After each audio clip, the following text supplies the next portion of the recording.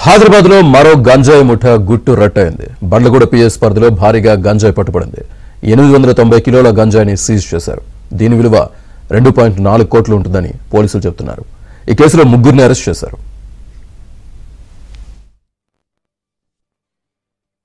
Eicher vehicle లో కొంత మాదక ద్రవ్యాలు ట్రాన్స్పోర్ట్ అవుతున్నాయని చెప్పి ఇన్ఫర్మేషన్ మేరకు south east zone task force team లో బండ్లగూడ పోలీస్ స్టేషన్ టీం మరియు south east task force members కలిసి ఒక ఐషర్ వ్యాన్ని ఇంటర్సెప్ట్ చేసి పట్టుకున్నారు. అందులో ముగ్గురు వ్యక్తులు ప్రయాణం చేస్తున్నారు. వీరందరినీ విచారించి అందులో వస్తువులు చెక్ చేయగా క్యాషూ నట్ యొక్క షెల్స్ ఉన్న బ్యాగ్స్ ట్రాన్స్పోర్ట్ చేస్తూ కనపడింది.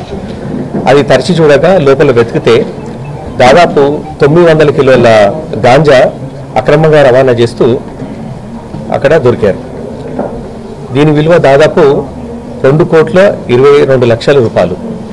వీటిని ఆంధ్రప్రదేశ్ బార్డర్లో ఉన్న మల్కాన్గిరి, ఒడిశా రాష్ట్రంలో మల్కాన్గిరి జిల్లా నుంచి ఆంధ్రప్రదేశ్ అండ్ తెలంగాణ మీదుగా మహారాష్ట్రలోని నాసిక్కి తరలించే ప్రయత్నం చేస్తున్నారు.